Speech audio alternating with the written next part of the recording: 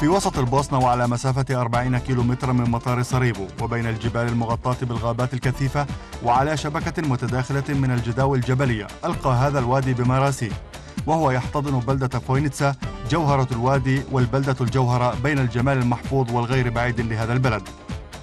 منذ العهد القديم وحتى العصور الوسطى كانت هذه المنطقة موقعا للحفريات، وتم تحويل المعادن الثمينة إلى عملة مسكوكة. واليوم على أنهر فوينيتسا يمكن لقاء بعض الحالمين الذين يغسلون الرمل بحثا عن قطع ذهبية من عروق ذهبية غير مكتشفة.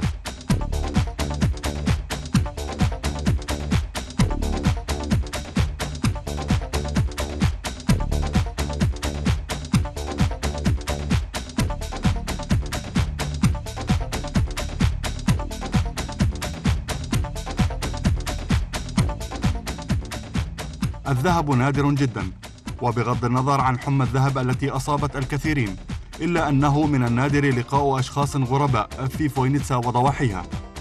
لكن وقبل ما يقرب من 100 عام أقامت أجناس مختلفة من الناس هنا، وهؤلاء كانوا مولعون في البحث عن الذهب، إلا أن كنز الإنسانية الأكبر، وهو الكنز الذي لا يمكن أن يقاس بذهب الدنيا، وهو فوينيتسا المركز الصحي الموجود منذ عدة قرون.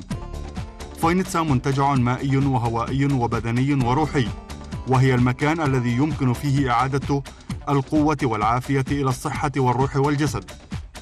فوينيتسا هي مركز إعادة التأهيل الصحي والصحة الجسدية ووقاية جسم الإنسان الروحي والبدني من مخاطر المعيشة والحياة المتطورة.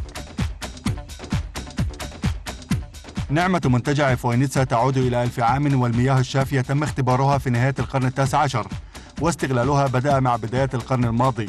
ومنتجع فوينيتسا قائم منذ عام 28 و900 ألف، واليوم وفي إطار مركز التأهيل الصحي في فوينيتسا توجد عدة أقسام مزودة بأحدث الأجهزة ومجمع فنادق.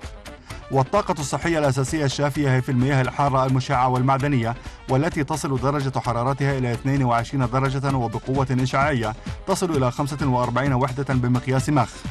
ويعتبر المركز بتجهيزاته من المراكز الرائدة في أوروبا، والوحيد خارج الاتحاد الأوروبي الحاصل على عضوية مؤسسة الرياضة في إعادة التأهيل الصحي.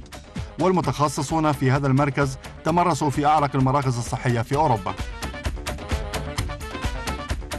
وفي إطار مركز إعادة التأهيل في فوينيتسا تنجز الأمور التالية: التأهيل الطبي للجهاز الحركي،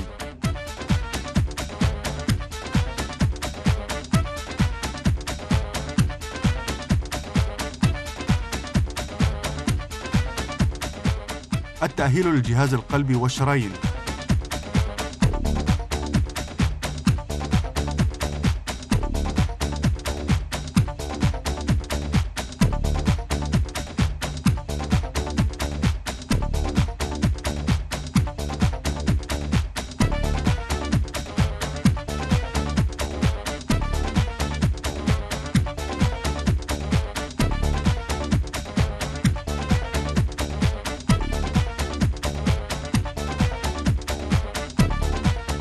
التأهيل الابتدائي للأطفال،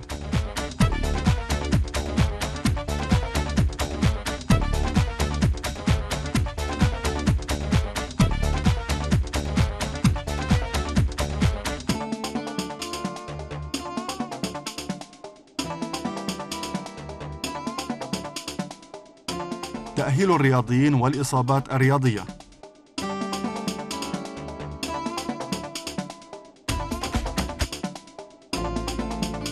التأهيل المتخصص،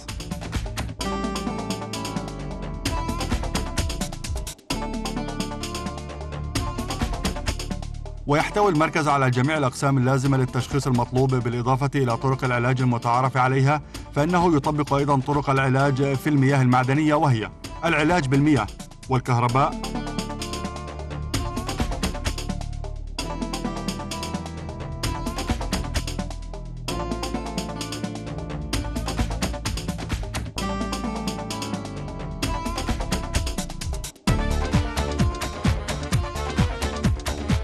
والموجات الصوتية،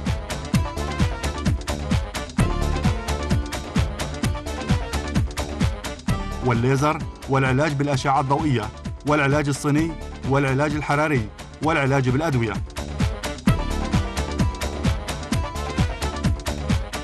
وإلى جانب طرق العلاج هذه يوجد برنامج المعيشة السليمة مثل مدرسة تخفيف الوزن، وبرنامج ضد الدهون، وبرنامج الراحة، وبرنامج مكافحة الانهيار العصبي. كانت فوينيتسا في يوم من الأيام بمثابة إلدورادو صغيرة ووجهة للمغامرين وبلدة عمال المناجم والتجار، واليوم بدون شك يمكن أن نطلق عليها اسم وادي الصحة.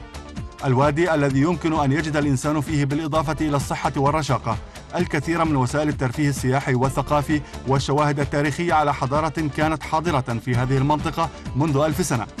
من المفيد أن تحضر إلى هنا لكي تتعايش ولو إلى لحظات مع التاريخ الطويل وكأنك جزء منه، ومن ثم أن تعود إلى بيتك بصحة وعافية.